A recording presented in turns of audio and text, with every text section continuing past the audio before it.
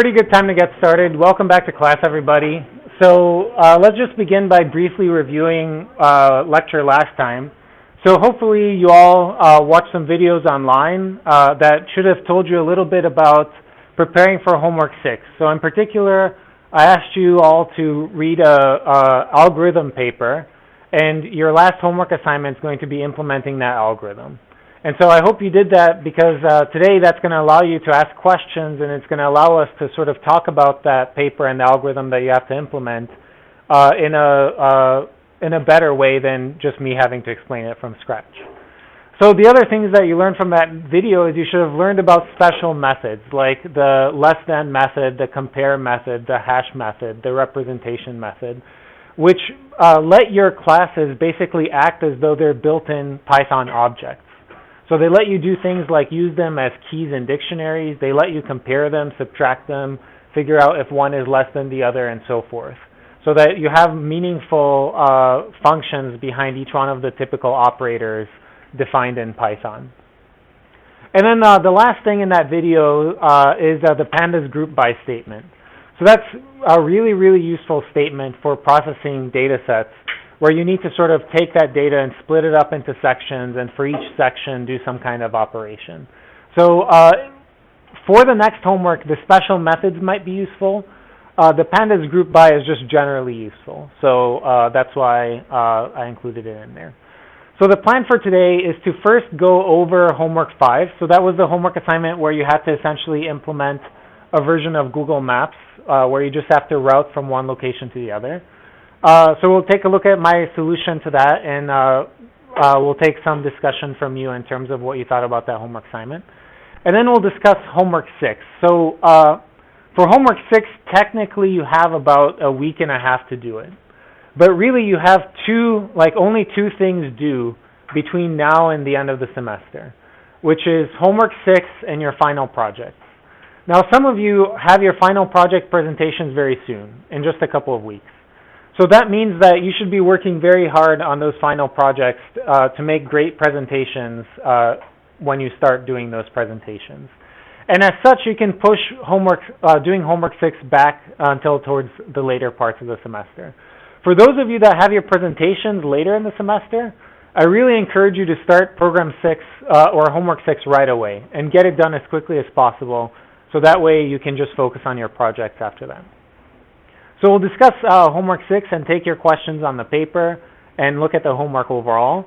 And then we'll get back to minimum spanning tree and programming minimum spanning tree in Pyomo. So if you recall, we ended our discussion of minimum spanning tree by having a formulation for it, but we didn't actually get around to programming it. So we're going to go ahead and program that. And if we get done with that, which I don't think we're going to have time for all of that today, but if we do get done with that, we'll talk about scraping web data, which is taking some data from a website that might be formatted in arbitrary ways, not a nice CSV file, and writing a program that goes to the web and then takes the data that you want to analyze, puts it into a nice CSV file, so you can then run analysis on it. Okay? So before I jump into going over my solution for homework 5, are there any questions or comments in general that I might help answer? The plots that you have given in the question papers, they looked a bit different. So is it like it seems some sort of approximation was done on the map? Okay, so a bit different in what sense? So like the shape to it a bit different for some of the so for me, what I did was when I did my network, I only used the start point and the end point of each edge. So that means I'm missing the curvature of all of the links. And that's why if you look at probably all the links over there, there should be straight lines, right? So there's no curvature. So if you plotted yours with curvature, like yours might look different and probably much nicer than mine. But on the other hand, plotting that probably also takes more time. So other questions or comments before I going over the code at least I had for homework 5? Did you, for the zooming thing, did you hard code things or did you? Yeah, I hard coded. You can do other things like pass in a set of points, look at a bounding box for those points, and then move it back by a certain amount. So that also works, but I didn't do that. I felt like the default zoom, just from doing like when you plot the network or whatever, then the default zoom that it gave was pretty sufficient. Like I played around with setting the zoom and then decided that it was just and generally, I mean, when I try to write code, partly because I don't want to mess around with setting the zoom, I probably spent some time thinking about how to do that, right? So maybe I wrote some code, I'm not sure, in GeoPlotter that somehow semi-intelligently figures out some zoom. Okay, so let's just take a look at the code for this homework assignment.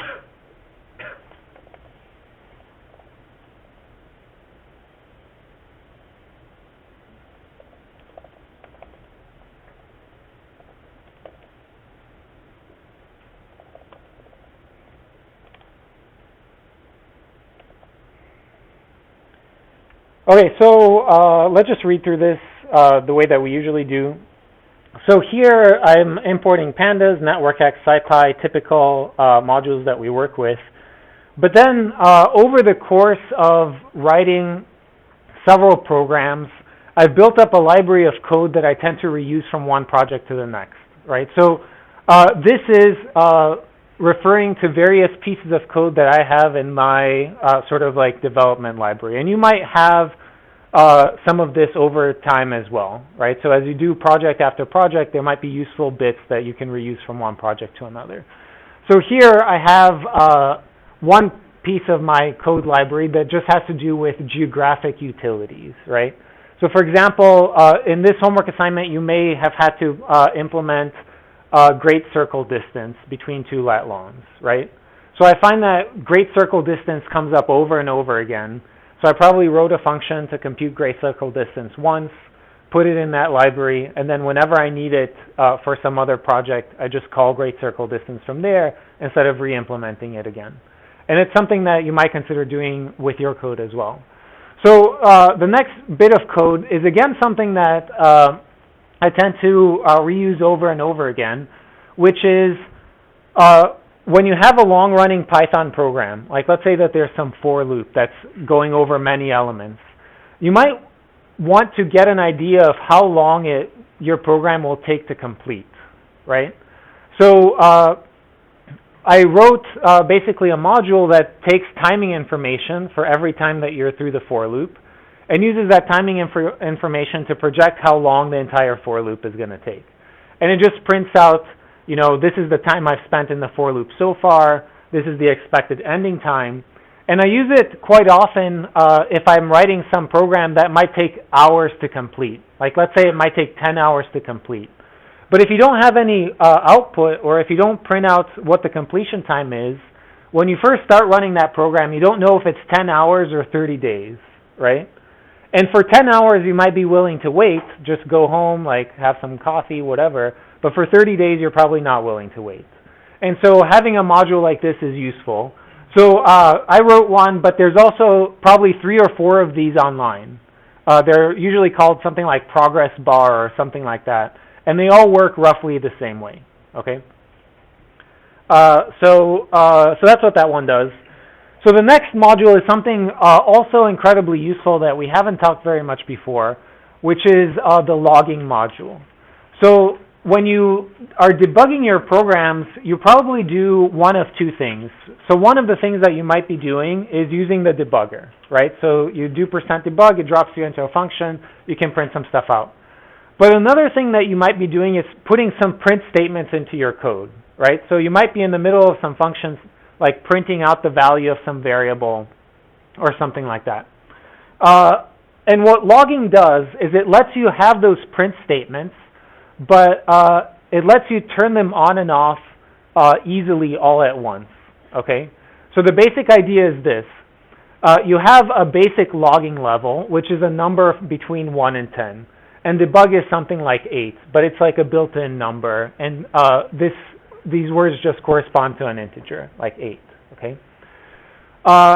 It lets you specify a logger. So in this particular case, I called the logger route, but you can use any name over here. So that makes sure it kind of categorizes different print statements so that you know which part of your program this print statement is coming from. So now any print statement from this file that gets executed by logger is going to say route on it so that I know where that print statement is coming from. Okay? And this is going to come up again. Let's see. Let's see if we can find an instance. Okay, so maybe I'm not using it here, but what you would do is something like logger.debug and then my print statement.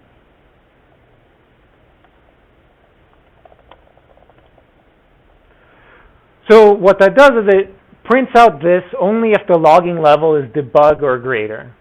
If the logging level is smaller than that, then this print statement is not going to get printed out. Does that make sense? So it's kind of a way to turn off many print statements on and off at the same time. And there's various default levels like debug, warning, info that are one after the other. So warning is sort of a smaller level than debug, and info is an even smaller level or even higher level than debug. So you get a lot more information than the debugging information. Okay, so then I created a class for my road network. So in this homework assignment, you had to organize your code yourself, right? So I'm curious, how many of you did something similar where you had a class that sort of contained the entire road network? Okay, so most of you, maybe 80% or 90%, so that's great. So let's see what this class does for me. So it reads in the CSV file that has all of the information about the individual roads. And then here it actually creates a network. So this is where we're going from the CSV file into a network X object. Okay, so we can read through that. So this is the extract line where we saw something similar from it last time. So remember that that's how we extracted the first coordinate and the last coordinate from the geometry string. Here we define some columns, some new columns, and then we are going to insert those new columns based on what we extracted. So the next thing that happens is we're going to iterate over all rows that are in that CSV file. And for each row, we're going to create the corresponding edge in our network X object. So let's take a look at that. So here I have the start name of the node and the end name. So I'm curious how you did this. So what I decided to do is, so a node name is determined by the latitude and longitude locations, right? So how did you turn that into a name of a node? Did you make it a string or did you keep it a tuple, or how did you do it? Okay, you kept it as a tuple. So what I'm doing here is slightly different, which is I'm taking that tuple and I'm passing it through the hash function, so it ends up being a number. Okay, so each node gets a unique number associated with it. That's basically equivalent of you keeping it as a tuple or turning it into a string. So this code here is just computing the one-wayedness of the street, right? So we have a column that describes whether the street is one way, and depending on what it says, we're either going to add the edge from start to end or from end to start or both ways, okay? If it's a two-way street. So the next thing that I do is I store some data on the node object, which is the nodes lat and long and so forth. Okay. And here I remove any edges that are self-loops. So if I ever sort of created an edge that's from a node to itself, I'm going to remove it. So why would this happen in the Austin network? Why would we get self-loops? Because we have two-way streets. So two-way streets wouldn't be a self-loop. They would be a loop, but not a self-loop. So a self-loop is an edge from a node to itself. Why would I have those? The Yeah, so like I might have like in some neighborhood, like a circle drive, right? That's just like kind of going around, and then the street literally would have the same start and end point, right? So then it would be a self loop. So self loops might mess up our LP formulation, for example, or something like that. So I want to get rid of them in the network, so here I'm getting rid of them.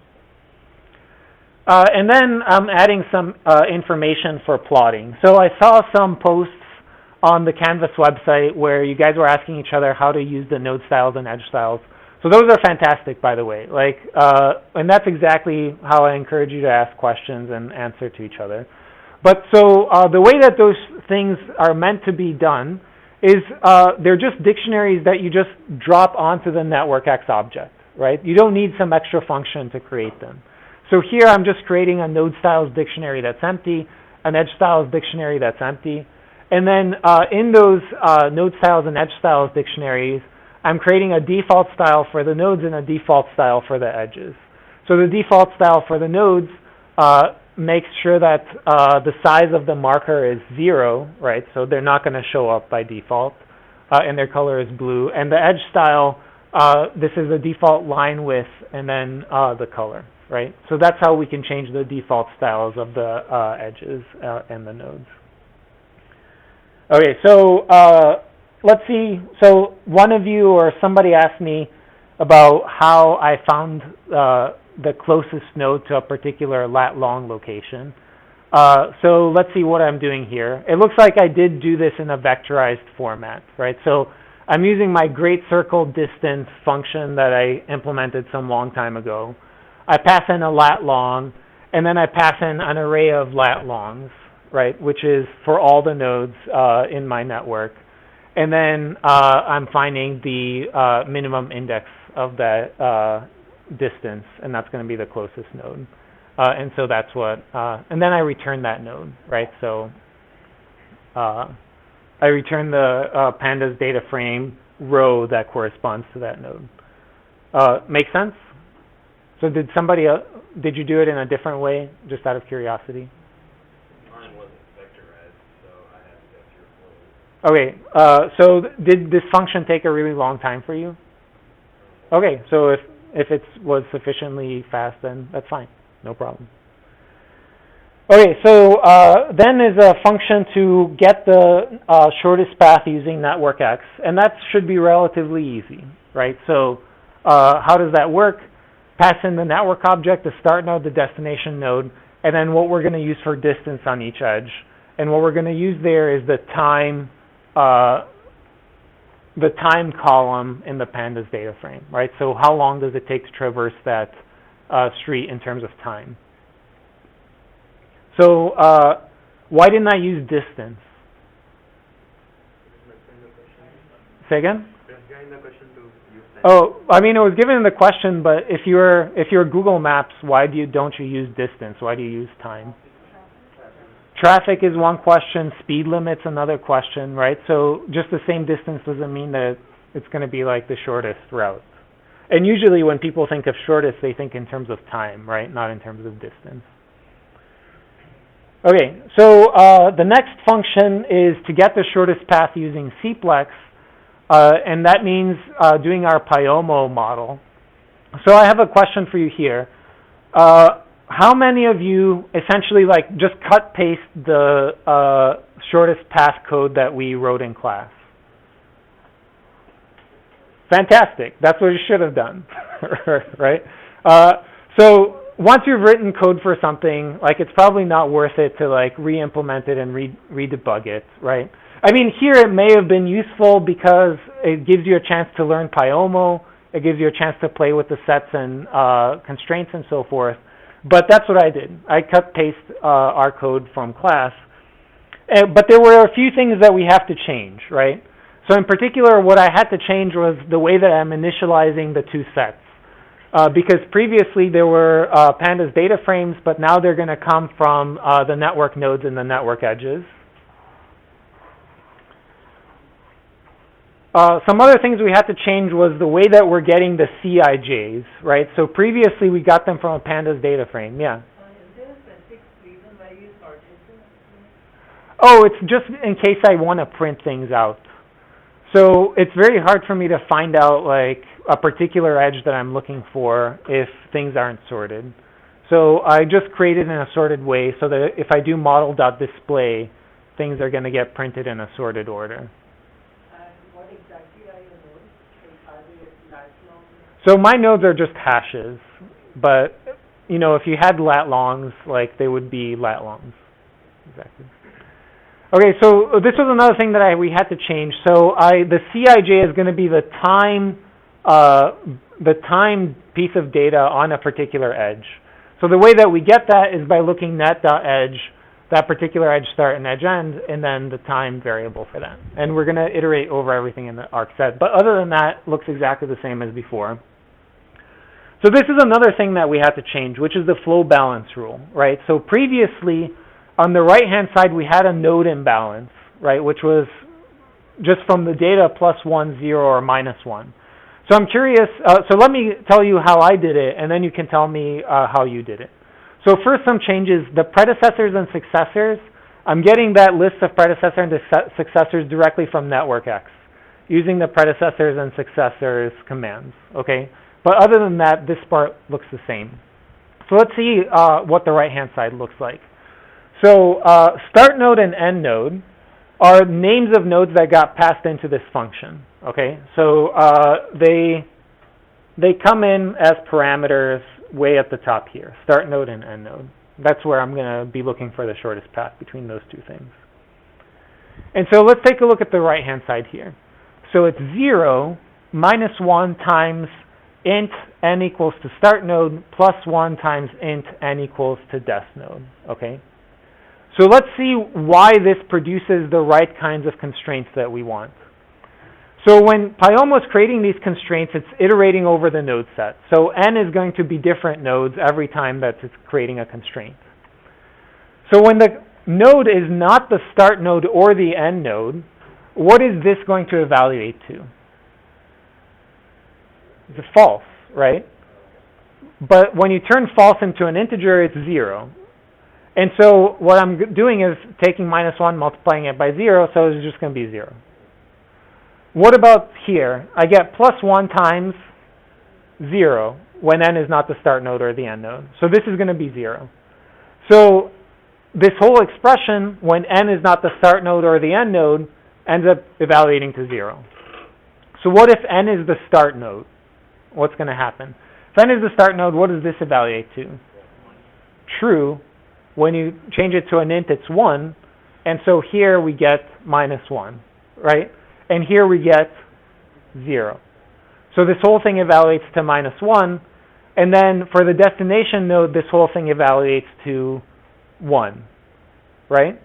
Because this part's going to evaluate to 0 and this part's going to evaluate to 1. So there's a way to think about this. You can think of this as, sometimes people think of this as a filter, okay? So this is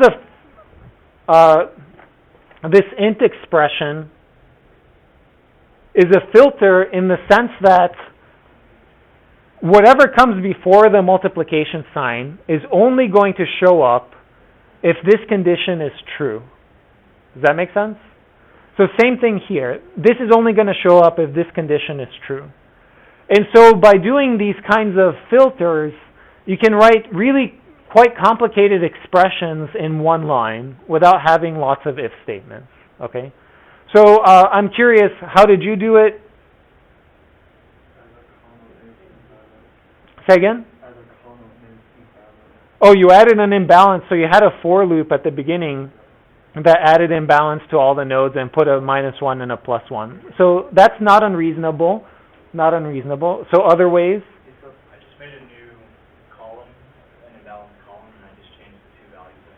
Yeah, so very similar. So either in the NetworkX object or in the pandas data frame. So doing that, I just created a variable imbalance, which was which was 0 if it was a start or destination. Yeah, so you had some if statements here. So that also works, right? You could have written the if statements right here. That's like if n is, it's basically the same thing as here. If n is the start node, make imbalance -1. If it's the end node, make it 1, and otherwise make it 0.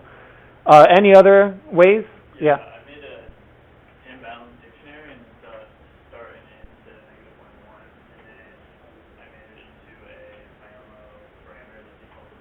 Yeah. So another fantastic way, and what you're doing is you're avoiding the for loop of having to go through all the other nodes, which is a little optimization. So great. So all perfectly fine ways of doing this. Okay. Yeah.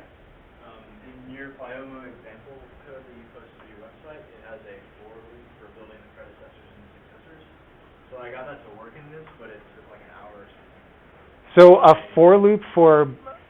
Instead of using network X, you use a for loop to look at all the nodes and kind of build the predecessors and successors. So I think I used pandas, but I could take a look. Yeah. Anyway, I ended up using this, but Yeah. that method was a lot slower, so I ended up using network X. Yeah. So network X is certainly built so that predecessors and successors are O of 1 operations, right? So super fast. Pandas or for loop or anything else is going to be slower because they don't have the specialized data structures that network X does. So for sure, this is faster than whatever it is that I did previously. Okay, any other comments about that? So let's take a look at solving the model. So this is, again, just cut-paste from before. So I'm using Cplex. So there were some questions also online on how you determine the option string for different solvers, for Gurobi or for other solvers. And basically the answer is that each solver defines its own options, okay? So you don't look at Pyomo documentation for that at all. What you should be looking at is the Gurobi documentation or the Cplex documentation. And all that Pyomo does is it changes these underscores into spaces, okay? So when I pass this to Cplex, it's going to pass MIP space, tolerances space, integrality space, and that's going to be set to 1 times 10 to the minus 9. Now for Gurobi, there's an equivalent parameter somewhere, but the naming structure for it could be totally different, right? So each solver sort of defines these on its own. So I posted a link on Canvas that will lead you to a website that sort of defines the Gurobi parameters if you're curious to look at those and find the ones that correspond to these two.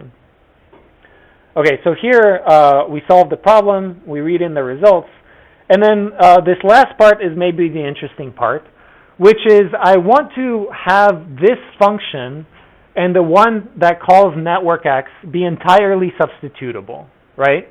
So I want some code to be able to work exactly the same regardless of which function it's calling. So that means this function can't be done here because at this point all that we have is the y variables for the path, while the other function, it actually returns the path. It returns the shortest path from the start node to the end node, right? So I need to somehow write some extra code to reconstruct the path from the y variables that we have, okay? And you probably had to do the same at some point in your code, or perhaps. It sort of depends on how you structured it. Yeah? So I also have to write code like this. So Cplex doesn't have to... No, because, Cplex doesn't know anything about what your integer program means. And neither does Pyomo, right? They're just some variables that you defined. So you're the only one who actually knows how to interpret those variables. So you're the one who has to write that code, basically. So let's take a look at how I reconstruct this path. So I set the current node to be the start node. The path at the beginning is empty, but the first thing I do is I append the current node. Okay, so I'm starting at the current node. So how do I know what to append next? Well, I'm going to keep appending as long as the current node is not the destination node, right? Because that's when I know I am done, because I've walked everything up to the destination node. And then here, I'm looking through all the successors of the current node, right? So I'm looking for all the successors of the current node. And one of those successors is going to have a y value that's equal to 1, right? So that's going to tell me where's the next direction to step. So when I find that successor whose y value is equal to 1, then I set the current node to be that successor. I append the current node to the path, and I break this for loop going on to the next one. Okay, so like immediately taking that edge and moving on to the next one. And at the end, I return the path.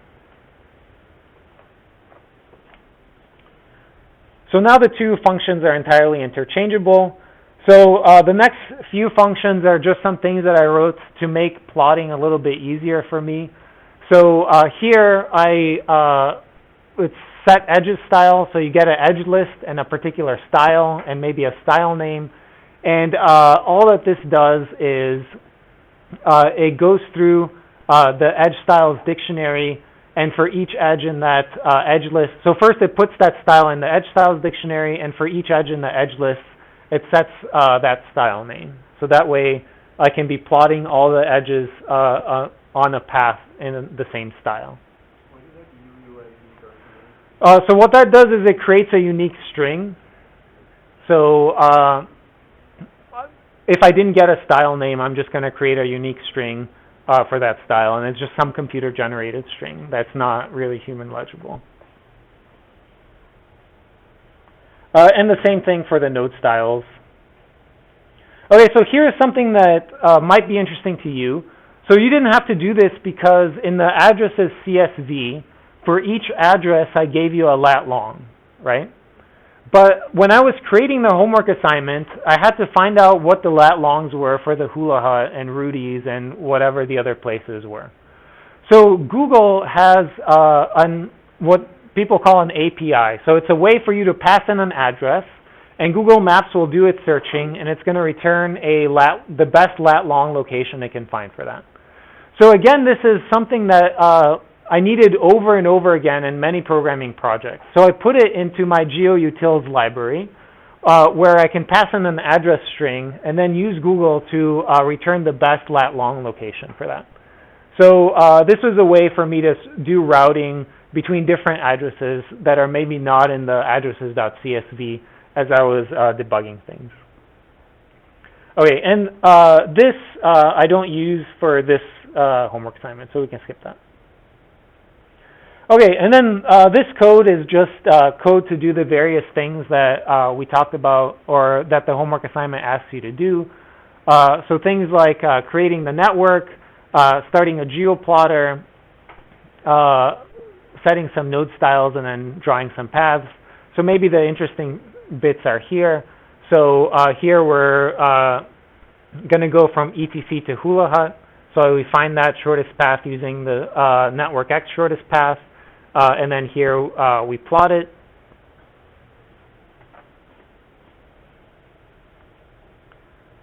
And this is similar, except we're going to find the shortest path from ETC to Rudy's, and then we're going to plot it.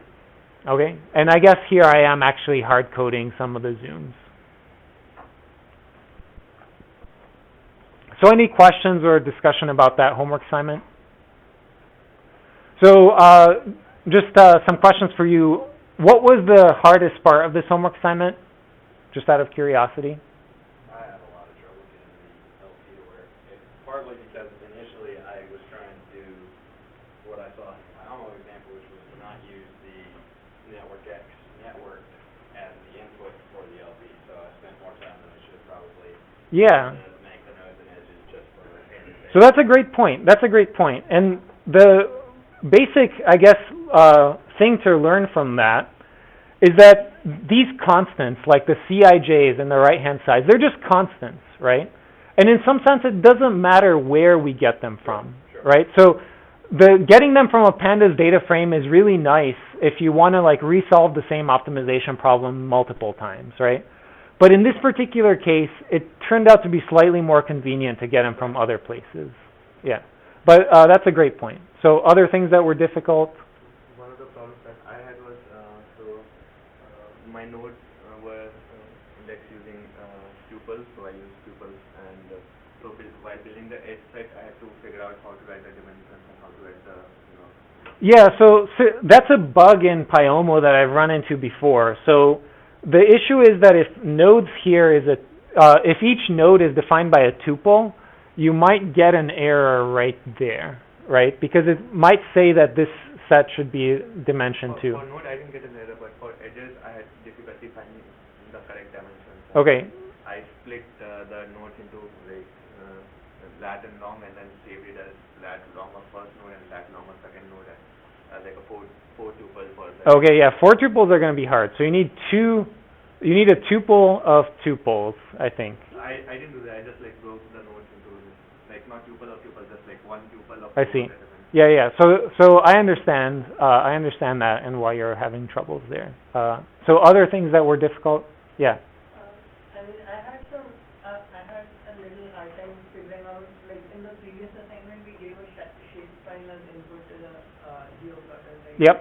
It took me some time to figure out, like, if the coordinates were in that long form, rather than like a shape file. How do you plot? Yeah, absolutely. So one of the things that I wanted you to spend some time doing in this homework assignment was to force you to read through the geoplotter code to understand how it works, right?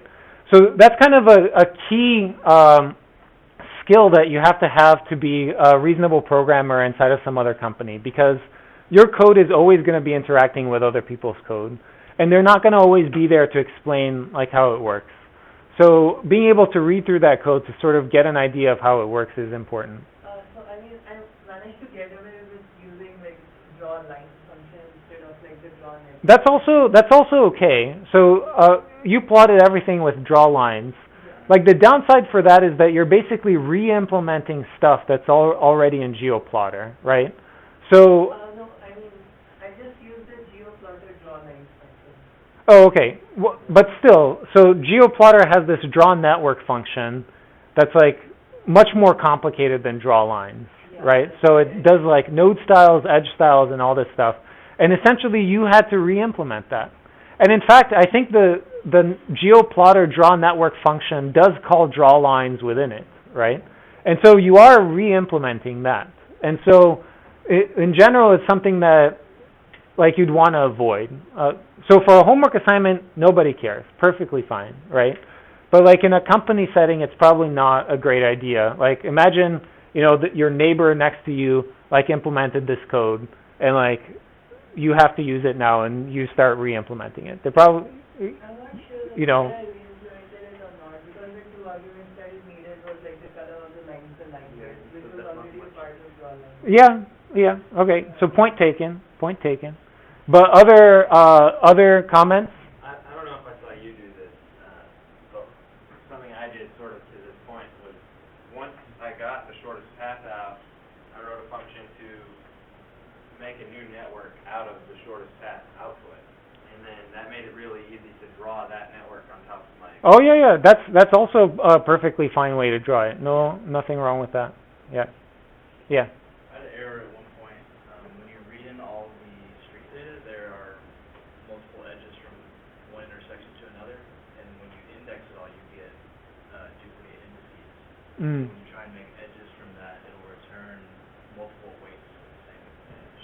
Right. So it's like a multigraph. You're saying. Yeah, so I had to turn it into a directed graph. Yeah. So I don't recall whether I had bugs like that, but so it doesn't stand out in my mind. So I'm not sure if that happened or not. One of the other things that I had, like, this was my first problem actually. So I had written code and I had actually used string as for indexing nodes and instead of tuples, and it ran till hula hut. But when I was finding the shortest out for 2Ds, apparently the lat long pair, instead of using 15 decimal points, uses 14 decimal points. And my code was like it's structured. Oh, it was hard coded for 15 decimal Yeah. points. I see. Yeah. So that can happen. That can definitely happen. Change everything. Okay. So if there's no other comments, the next thing I'd like to do is spend some time introducing you to the next homework assignment. So let's kind of read through this. This is your last one. So in this homework assignment, you're going to implement a custom or complex custom optimization given in a journal publication. And of course, typically, like an optimization is always surrounded by some data pre-processing and data post-processing. So the post-processing can be a visualization, saving the output in some file. The pre-processing is reading in the data, like maybe doing some operations to it to get it in the format that you need for the optimization problem. But this, I think, is a absolutely key skill for a graduate student, or if I were hiring for a company, it's a skill that I would be looking for a person that I hire, which is, here's a paper, in a week or two, I'd like you to be able to implement what's in this paper so we can see if it works in the company setting or in our research project, right? So that's what this homework assignment is supposed to emulate. Here's a paper, Like, try to implement it so we can do some things with it potentially after that. Okay, so we're going to take a look at the paper in just a moment, but I've also provided you with some input data for the problem. So the input data is very, very similar to the last homework assignment. And let's maybe take a look at that input data after we take a look at the paper.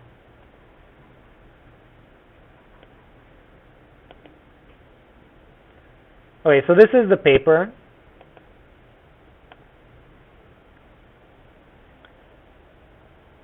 And maybe a great place to start is what's the general problem? So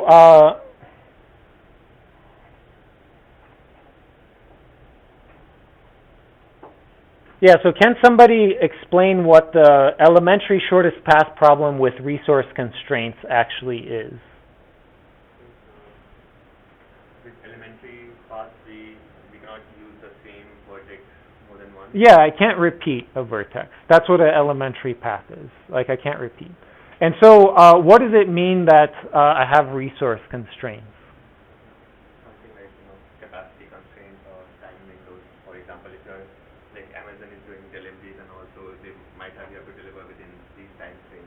Yeah, so in particular, each node has on it for each type of resource, and there can be many resources, right? So one could be time, another could be volume, but there could be like 500 different kinds of resource constraints, okay?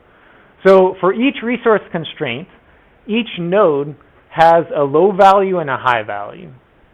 And whenever a vehicle gets to that node, each constraint has to be between that low and high value. Does that make sense?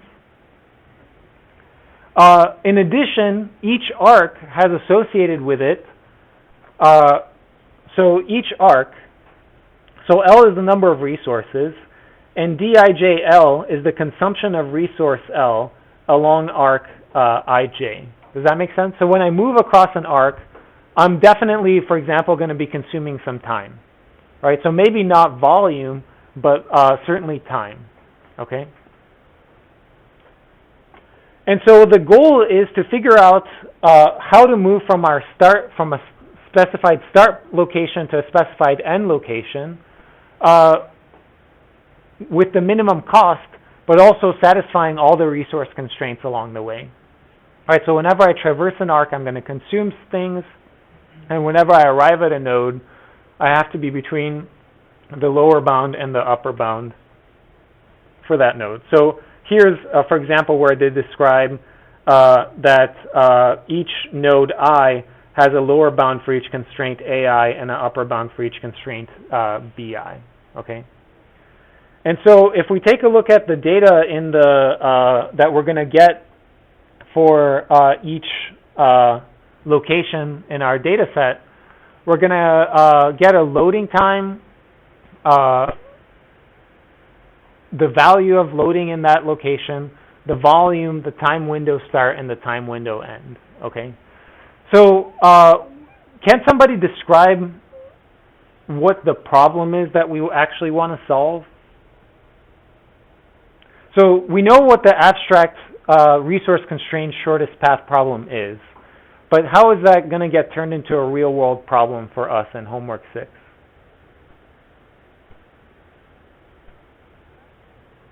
So you may not know this because I'm not sure if you read over this description yet or not, but if you haven't, the basic idea of the problem is this. We're going to have a single vehicle start from ETC and then go to as many of these restaurants as possible, picking up various deliveries along the way, and return to ETC by a certain time. So for example, the vehicle might start at 9 and return at 5, okay?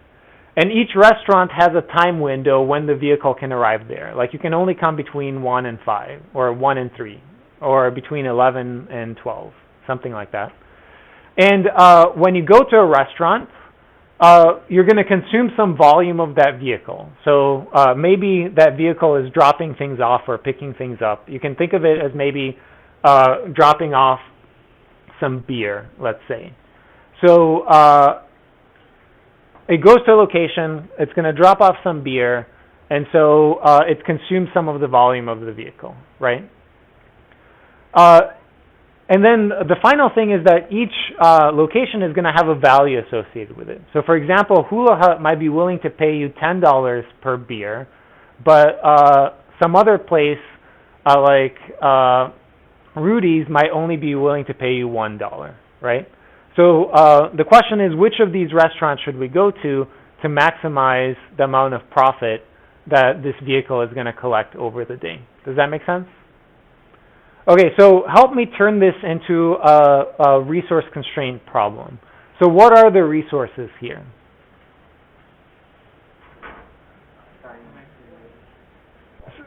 Yeah, there's two resources, time and volume, right? So time is going to get consumed when we go across arcs, but volume might also get consumed, right? So it has to get consumed somewhere. Like when I go to Rudy's, I either have to consume the volume that Rudy's takes up on the way in or on the way out, right? But it has to be in one of those two places.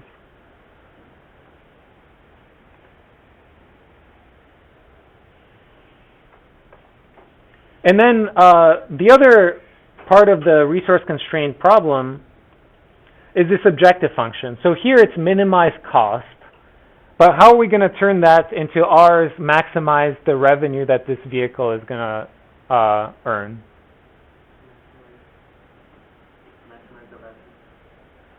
But this is a minimize problem. Yeah, so we're gonna get like -$5 if we go to Rudy's and -$10 if we go to Hula Hut, right? And we're gonna minimize that. Okay, so that's the basic idea of how we're gonna try to solve our vehicle routing problem using this elementary constrained shortest path problem. Okay, so you get the addresses.csv file that has this various information on it. You get the Austin network, and then you have to implement the algorithm that's described in the paper. And the kinds of questions that you should be asking yourself is, what kind of objects do I need to do this? What operations do I need to do on those objects? And how can I use the objects to create and implement this algorithm? And very, very typically for me is I might start with one idea of how to implement this program, but as I'm doing it, I might have to change it, right? So don't be, don't hold yourself back from changing things that you've done so far. And then at the end, you're going to produce and visualize some results. And so here's an example route for one of the trucks or one of the vehicles that I've routed. And here's a visualization of that route.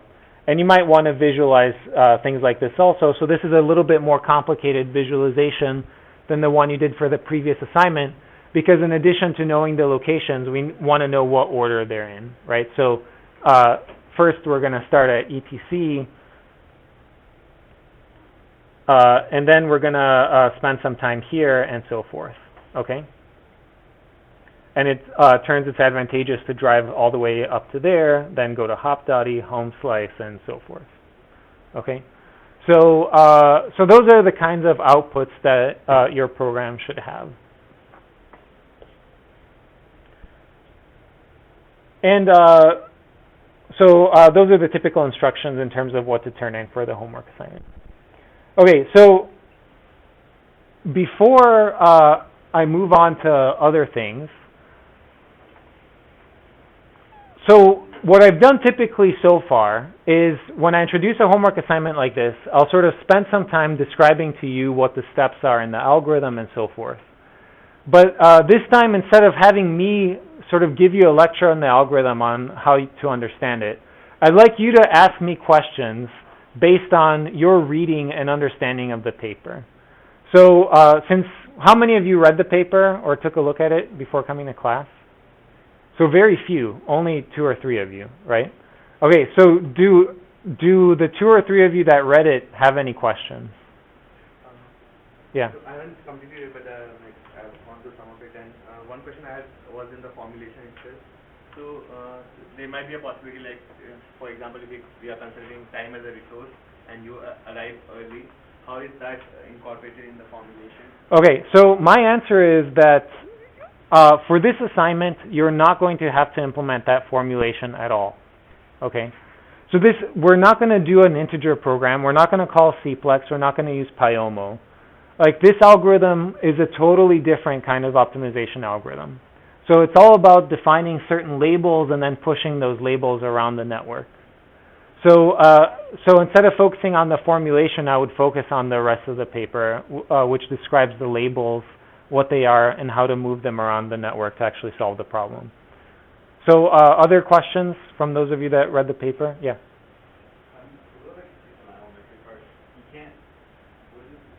You can't repeat an edge, or you can't repeat a node, basically. Yeah. So you can't have a loop in your path.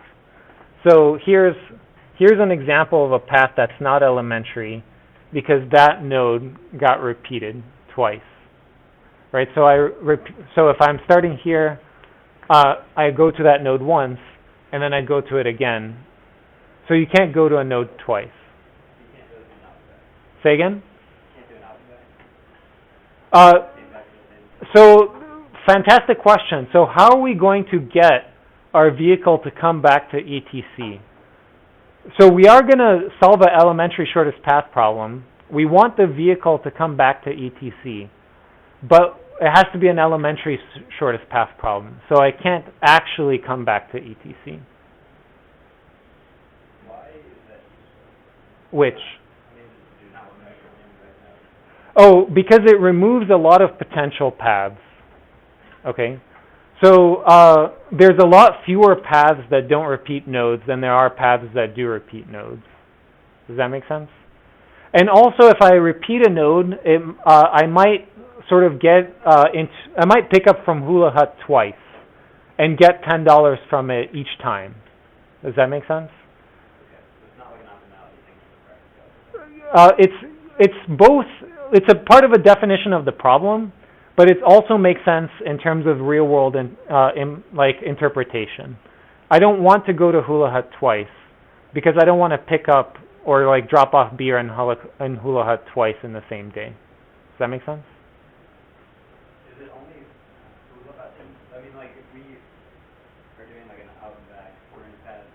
Well, we not are the nodes defined as the location, the specific location? Yeah, that's another great question. So, in my solution, okay. So this is the whole network of Austin, and this is like Mopac, 35, like Hula Hut, ETC, and so forth, right? And there's tons and tons of little nodes in this network, right? One of the pre-processing steps in my code, and it's something that's like quite essential to get this algorithm to work well, okay, is that you have to do node reduction on the network. So instead of having all 100,000 or so nodes that are in Austin, we're going to pre-process this network into just Hula Hut, ETC, home slice, and so forth. And these are all going to have like direct links between them. Does that make sense? So the pre-processed network at the end here is only going to have 12 nodes that are only the restaurant locations in ETC. So now there is no disconnect between what you said. So I understand what your question was before, which is like some on-ramp to Mopac. Why can't I go there twice? It makes no sense, right? But I don't want the on-ramps to Mopac to be in the network at all. Like I'm going to pre-process it so that the only nodes in the network are the restaurants and ETC. And at that point, yes, I will be able to go to that on-ramp on Mopac multiple times because it's hidden in these links, in these direct links, if I needed it. But I can't go to Hula Hut twice because that's what actually makes sense. Okay, so we're going to have this pre-processing step that kind of condenses the network into a smaller network of just a few nodes. But let's go back to your first question that you asked, which is how am I going to do an out and back, right? Because even after I do this pre-processing where I condense everything down to only the restaurants and etc., etc appears here, right? So let's say that this is etc. So how do I get this to be, use elementary shortest path problem to do a out and back using etc? Yeah. Yeah, exactly. So that's what we're going to do. So let's create two nodes. So etc, let's call it start. Now let's call another node etc end. Okay? And all of the out edges from etc, like etc to Hula Hut, etc to Home Slice, etc to Chewy's, they're all going to be from this node, right? But all the in edges to etc are going to go to this other one. So all the in edges, like from Chewy's to etc, from Hula Hut to etc, like all of those are going to go to the end node. So now, when I find the elementary shortest path from etc start to etc end, what I'm doing is etc start, go to a restaurant, go to some restaurants, collect like a bunch of reward or whatever that is, and then at the end go to etc end, which is going to complete that out and back. Does that make sense? So you can't even go back to ET. No, I can't go because it's elementary shortest path, right? So I'm not supposed to. There's not even an arc there. That's right. Yeah, that's right. There's not even an arc there because all the incoming arcs to what used to be etc are now going to be to etc end, right?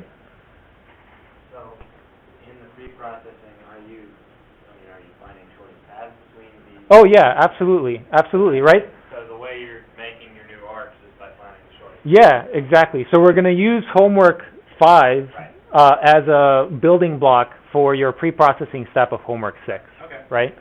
And that's because for each of these arcs, I need to know how much time gets consumed to move across the arc. And it might be like 15 minutes, half an hour, whatever it is.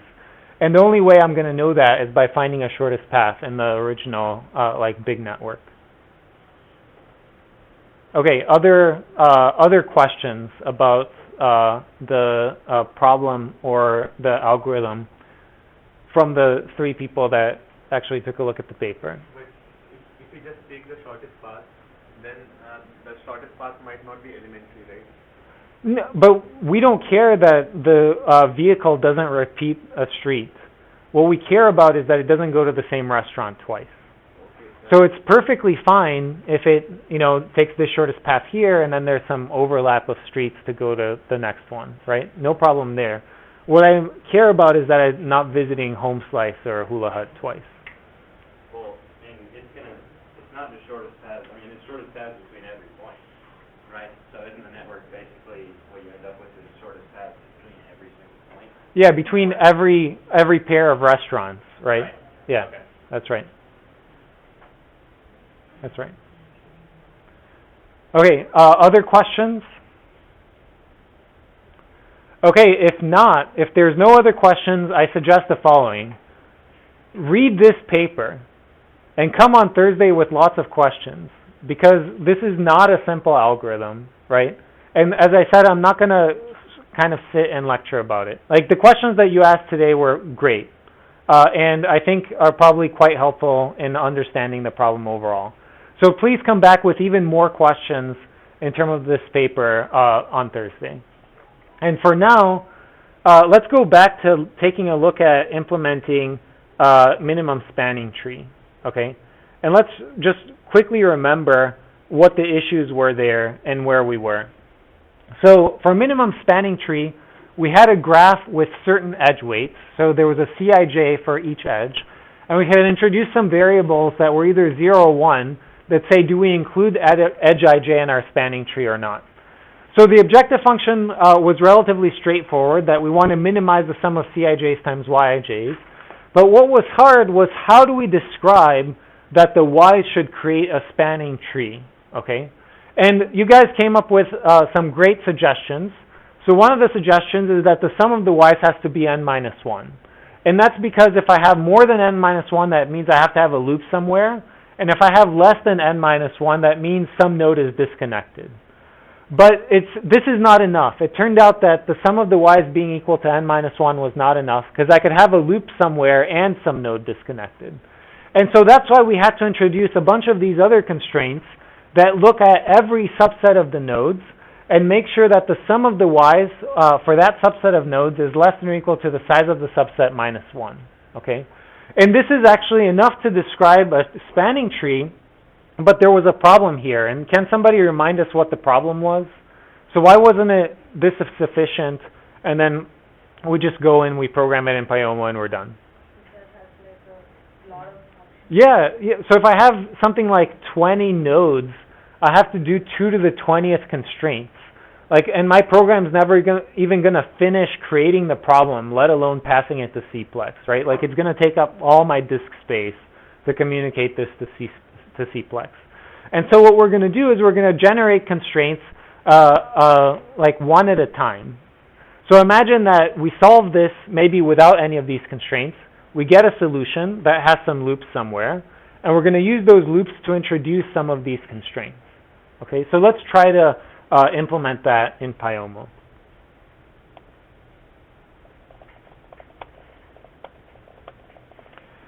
And just to remind you, so this was kind of the example from Wikipedia.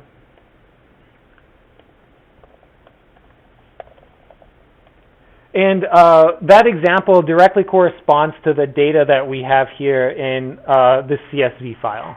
So the CSV file just has start node and destination node, and then the weight for the edge. So that way we can check when we write our integer program if it's actually giving a solution that's the minimum spanning tree by looking at the Wikipedia solution to see if we match up. Okay, so help me start this.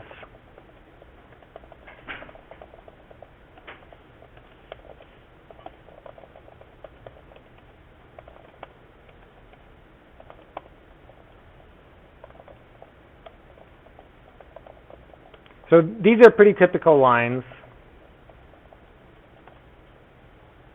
What is Pyomo.off for actually? Because So it's for solvers.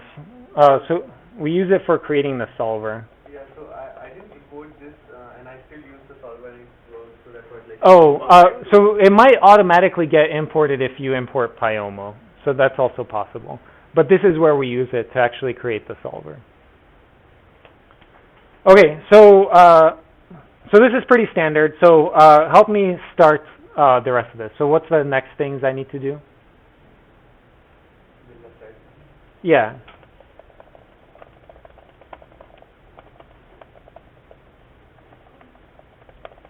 So concrete model. And what are the sets that I want here? It's probably just the edge set, right? Because I need to create one y variable for each one of the edges, right? So the edge set is p.set initialize with what?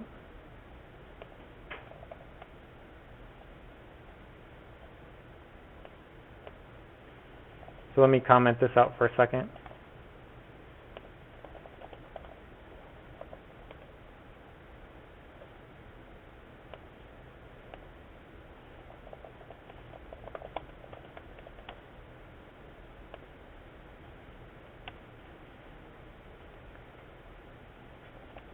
Okay, so how do I create my edge set from this data frame?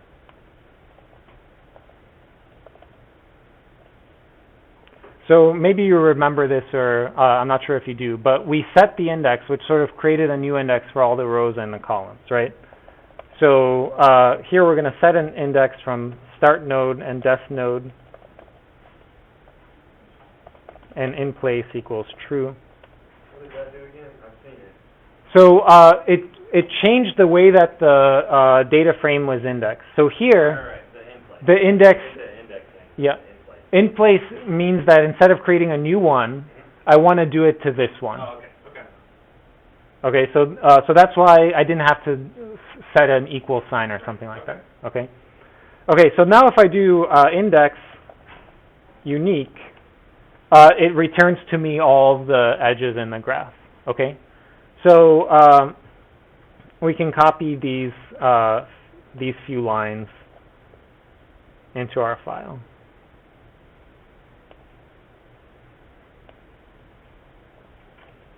I have a Yeah.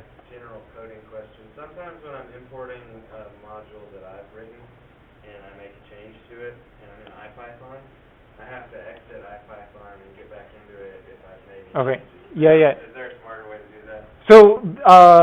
So that's a great question, and here's kind of the short answer to it.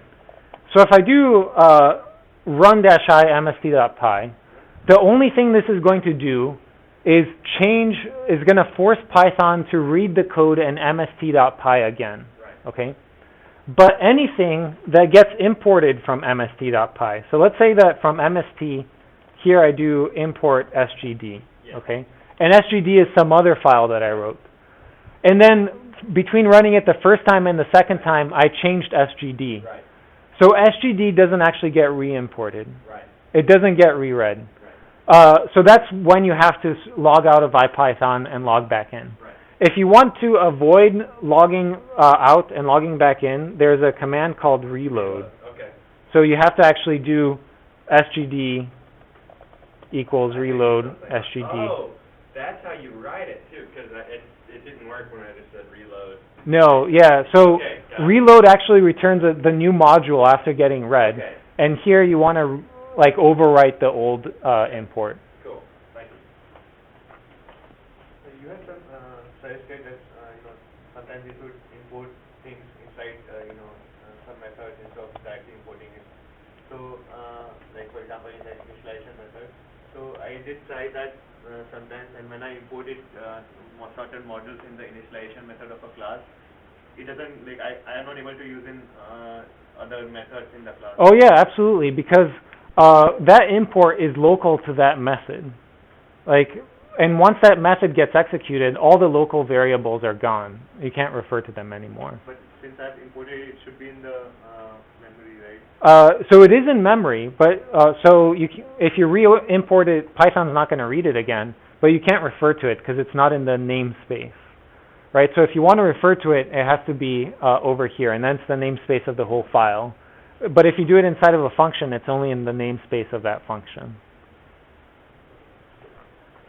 Okay, so let's continue with creating our edge set here. So let's see if this works. My bad.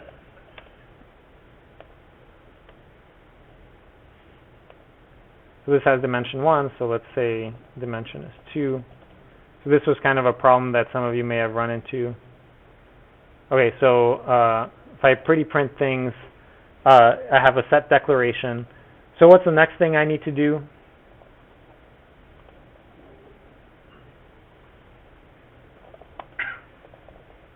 So define my variables, right? So these are going to be the y's. And how many y's do I have? And so I can do that by passing in m.edgeset. And what's the domain of those variables? They're binary because they're 0, 1. Okay, so by the way,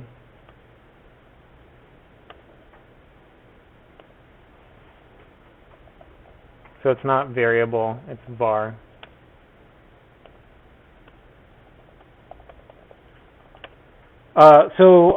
By the way, we have our second exam coming up in 2 weeks.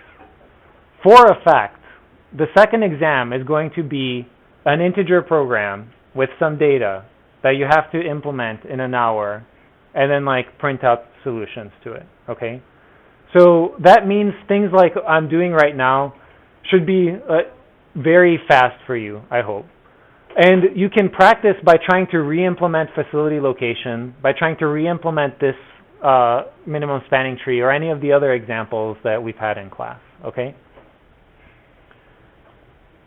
So we created some variables. So what's the next thing that I should do? Yeah.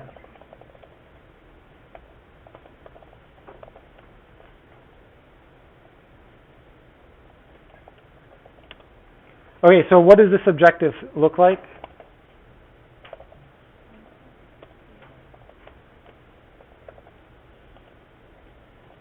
So I have to multiply this by,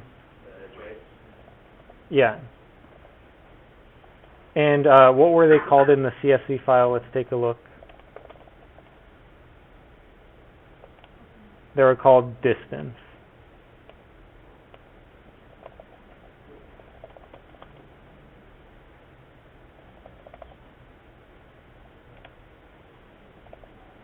Is the test in 2 weeks or next Thursday? So yeah, that's 2 weeks. Yeah, not this Thursday, next Thursday. Gotcha. Yeah.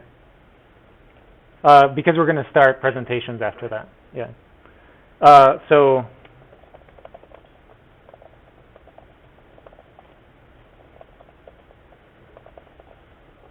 right, so this should look relatively familiar, what I'm writing. So let's run it and see.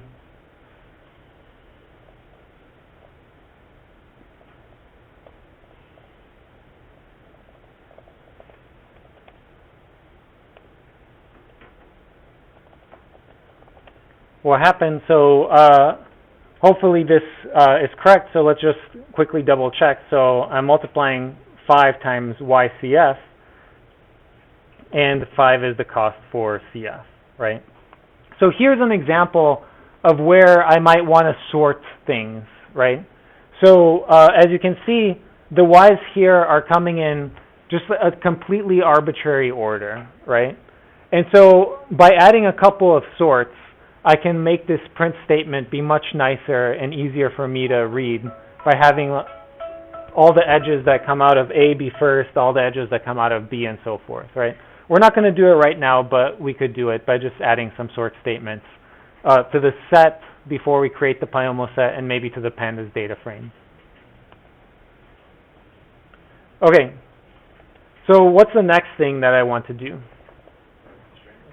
Yeah, so in particular though, this is where we're going to do something different than before, because we have these two kinds of constraints. We have this constraint that's pretty much always going to be there, and we have these constraints where we're going to add them one at a time. So for today, let's just write this constraint, and then we're going to, next time we come back, we're going to add logic for this more complicated one, okay? So help me just write the easy one, that's just the top one.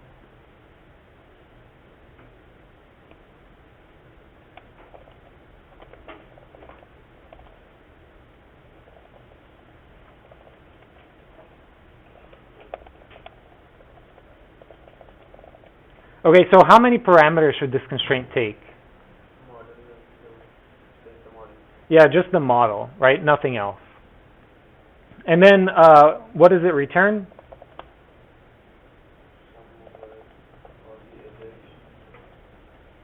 Sum over m dot y of e for e in m dot edge set.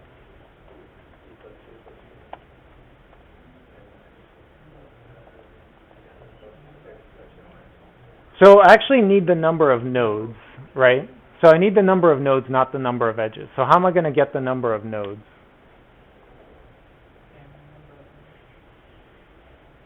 So I probably need to do some more work on the data frame, right? So maybe before we do this reindexing of the data frame, we do something like nodes is equal to df start node, and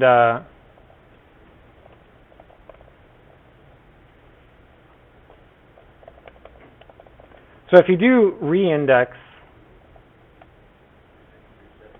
yeah, reset index is the one I want. That's right. If we do reset index, it goes back to the original one. And the reason I wanted to do that is I wanted to see if I look at start node, if there was a as list or something like that. Because this returns pandas data frame, and I really want that just as a list. Why not just count the index? Say again? Why not just count the indexes 0 to A? Oh, because these aren't nodes, these are edges. I want the node set. And A appears multiple times here, right? So I need to like get rid of the multiple copies of A. The unique and then take a unique node. Yeah, so what I want to do is something like this, like set of df dots of list of df dot start node plus list of df dot dest node, or what's the second one called? Yeah, dest node. Would that be different than ds.ix, start node dot unique?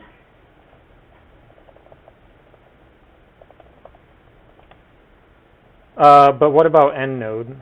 What if there's some node that only appears as an end node but not a start node, right? Yeah, So, so that's kind of why I'm taking both here and then taking the set of those things. So this is going to give me my node set.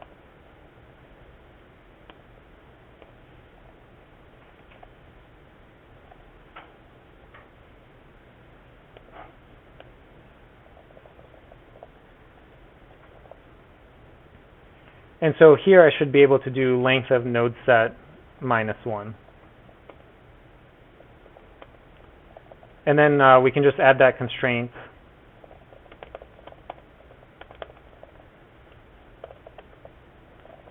The rule is this simple rule. And let's run that to see if it works well.